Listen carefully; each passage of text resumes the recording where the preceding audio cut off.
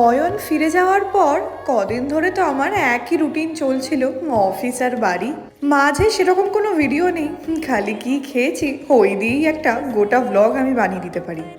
এরই মাঝে অফিসে একদিন টিক্কি চাট খাইয়েছিল আর চিকেন। শখ করে বাড়িতে নিয়ে তো এসেছিলাম, কিন্তু এত স্পাইসি ছিল। একদিকে ভালো হয়েছে ওই দিন রাতে এত লেট হয়েছিল, বাড়ি এসে আর খাবার বানাতে হয়নি। পরের দিন ছিল সরস্বতী পুজো। দিনটা ছিল রবিবার, তো সবাই খিচুড়ি খাচ্ছে, আমারও ইচ্ছা হলো।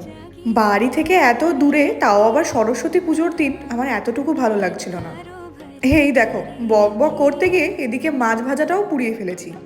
মন এত খারাপ নিয়ে ভেজ আর খেতে পারবো না। বাড়ির লোকের সাথে এই যে ডিস্টেন্সটা, তাও আবার আজকের দিনে, সেটা তো কোনো কিছু দিয়েই পূরণ হয় না, তাও যতটুকু মনটাকে ভালো রাখা যায়। আর আমার উত্তরপাড়ার বাড়ির পুজোটাও তোমাদের একটু করে দেখালাম। শ্বশুর বাড়ির পাড়ার পুজো নিয়ে পরের ভিডিওতে ফিরে আসছি। টাটা।